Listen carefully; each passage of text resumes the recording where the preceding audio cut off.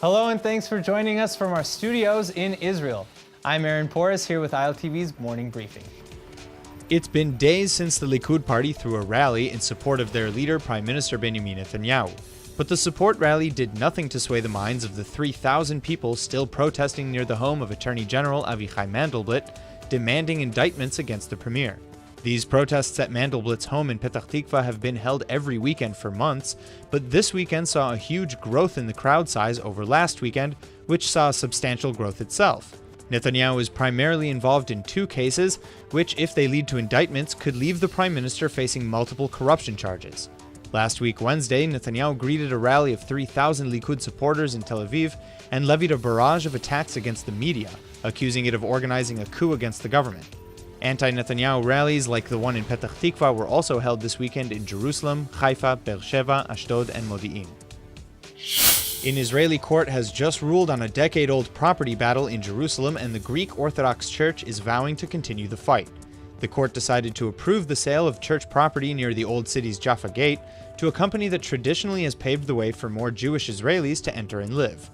The church argues that the sale, made years ago, was invalid because it was inked by the since-deposed previous patriarch.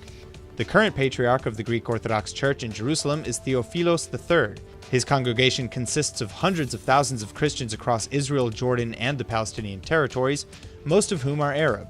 The patriarch argued on Saturday that this ruling was politically motivated and that the church will do, quote, everything within its power so that this unjust ruling will be overturned, end quote.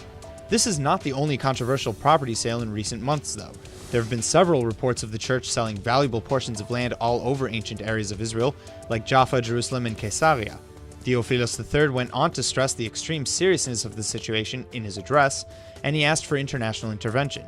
The church, however, has not yet released any details about its current land holdings and dealings, which have become a growing source of tensions from within the church community itself. The Greek Orthodox Church, which is the second largest landholder in Israel, has put a great rift between itself and its predominantly Arab worshippers, who take issue with the continued sale of property to Israel. Two more Palestinian relatives of the HALAMISH terrorist Omar al-Abed were arrested Saturday night for allegedly knowing about Abed's plans. The two were detained in their village of Kobar, just north of Ramallah, where Abed and his family lived as well. On July 21st last month, the Palestinian teen brutally stabbed 3 people to death in their own home in the Jewish settlement of HALAMISH. The 3 victims, members of the Solomon family, were celebrating the birth of a new grandson and thought that Abed was an attendee when he knocked on the front door with knife in hand. In the aftermath of the attack, the terrorists' parents, brother, and 25 others were all detained for various charges of incitement, violence, and support for a terrorist act. The White House has just announced that it will be sending Trump's son-in-law Jared Kushner and a team of negotiators to take on renewed talks for Israeli-Palestinian peace. The American envoy will be sent around the world, entering talks with Saudi Arabia, the United Arab Emirates, Qatar, Jordan, Egypt, Israel, and the Palestinian Authority.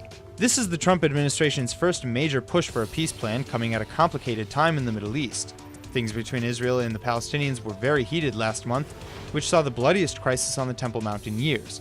Israeli-Jordanian relationships remain tense following the incident at the Israeli embassy in Amman, and while Hamas and the Palestinian Authority have discussed their own unity government, President Abbas continues to deny financial aid to help the humanitarian crisis in Gaza.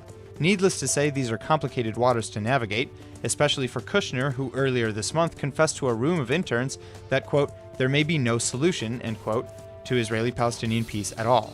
In President Trump's own words, if Jared Kushner can't make peace, then no one can. Well, it looks like we may be about to find out. Israeli-Canadian tennis star Denis Shapovalov stunned the world over the past week with his incredible skills, but the 18-year-old just couldn't clinch the win past veteran Alexander Zverev of Germany in the semifinal match. He was knocked out of the Rogers Cup late Saturday night. On a bright side, Shapovalov won both the respect of the world's tennis elite and secured a fantastic boost for his career and bank account. Going in at 143rd place in the world ranking, Shapovalov's amazing display let him leave the tournament in 66th. He also took home just over $220,000 in prize money.